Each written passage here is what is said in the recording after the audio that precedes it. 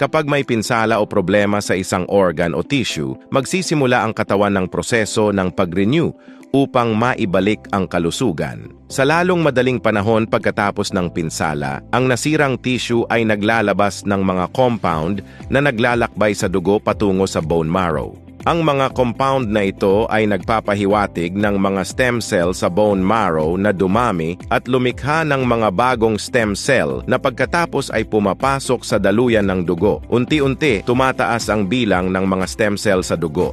Kasabay nito, ang napinsalang tissue ay naglalabas ng isa pang compound na tinatawag na SDF1 na umaakit sa mga stem cell.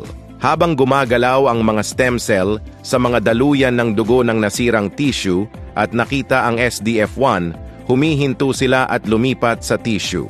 Sa loob ng tissue, ang mga stem cell ay lumilipat sa lugar ng pinsala kung saan inilabas ang SDF1.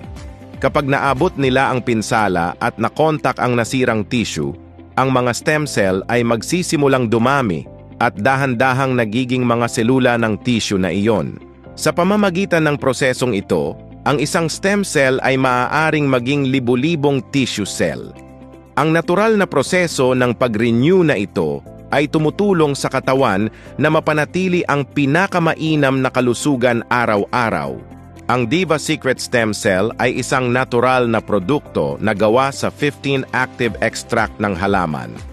Ang mga extract na ito ay kilala na tumutulong sa pagpapalabas ng mga stem cell mula sa bone marrow na nagpapataas ng bilang ng mga stem cell sa sirkulasyon.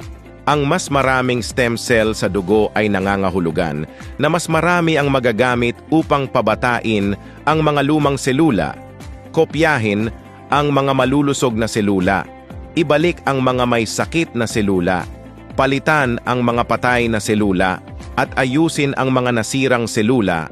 Sa pangkalahatan ay tumutulong sa katawan na bumalik sa normal na paggana nito.